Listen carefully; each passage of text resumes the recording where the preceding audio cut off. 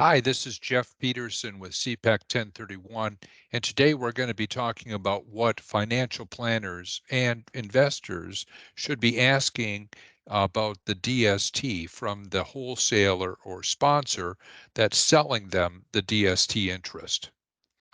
So the first thing we're going to kind of talk about are those things that go into making a proper identification of the DST.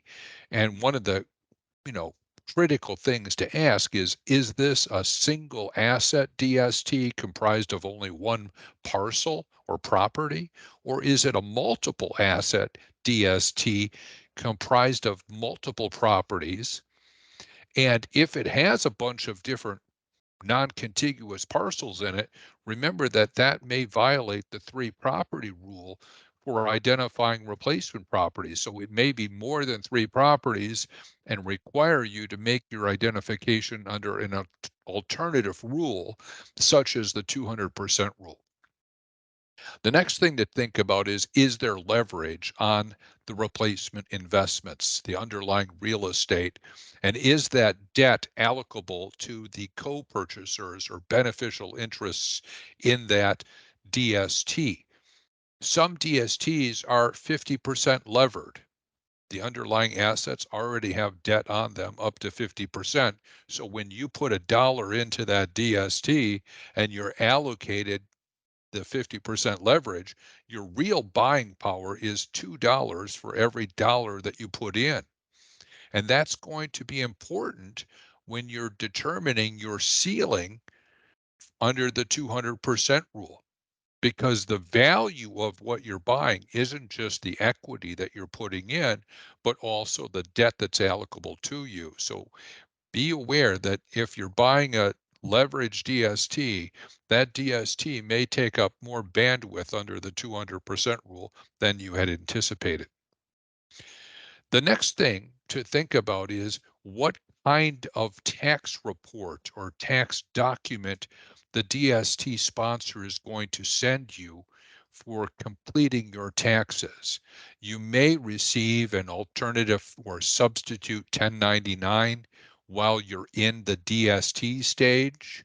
And if that DST then later converts under a 721 contribution to an UPREIT, you may eventually receive a K-1 or a partnership tax filing report. So talk to the DST sponsor, understand what tax documents you'll be receiving and how you'll receive that information so that you can report your share of the income and expenses that relate to that property on your personal tax return. Next thing that I want to talk about is identifying. You still need to identify the underlying real estate that's comprised of this DST. So you want to ask the DST sponsor or syndicator if they can provide you with the address, the legal description, the county tax assessor's numbers or APN or PID numbers. We want to be able to clearly and unambiguously describe that real estate. And it'd be wonderful if the sponsor could just give you an exhibit that says, here is the full description of the underlying assets. You can append that to your identification form to fully identify and completely describe what you're getting as part of this DST. So ask them for an exhibit that you can use to help you in making the identification. Another thing to talk about is ask the DST sponsor if there's more than one asset and if those assets are in more than one state. Because when you own real estate in different states, that may require you to make a state tax filing for every state that the DST has an asset in or has a real estate holding in.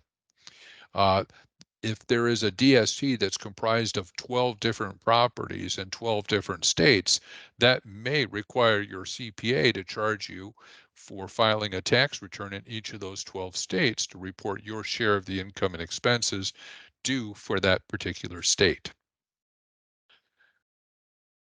Oftentimes, DSTs will have cash reserves that are set aside for operational expenses.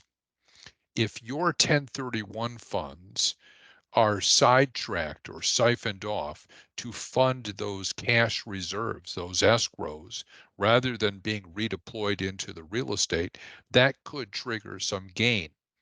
Oftentimes, taxpayers want their exchange funds to be used exclusively to fund the purchase of the real estate, the DST, and they'll fund out of their own pocket any amounts due for cash reserves so that their exchange funds are used and earmarked specifically for the real estate part of the purchase. Another thing to talk to your DST sponsor about is to see if there's any prearranged plans or um,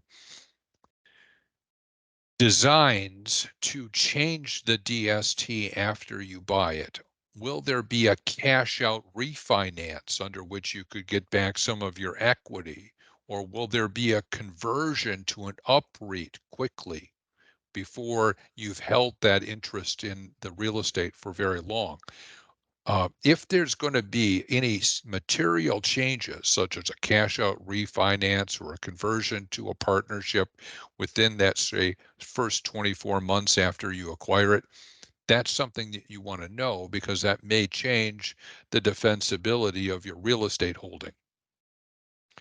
Finally, the thing to talk about is what you're buying a qualified like kind property? Or is it something else? Is it real estate or is it something else? For example, partnership interests are specifically excluded from 1031, and certain trusts or REITs may be specifically excluded from 1031. There are authorities for properly setting up a TIC, a tenant in common syndication, but you need to be careful that those syndications aren't in fact de facto partnerships. Same thing goes with DSTs. There's 7 deadly sins for properly setting up a DST, and you want to make sure that your sponsor is adhering to those rules and setting up the DST correctly so that it's considered an interest in real estate rather than a tax partnership or some other kind of business entity. If you if you have questions about buying DSTs and conducting 1031 exchanges, please feel free to give me a call at CPEC 1031 or 612 643 1031. Thank you very much.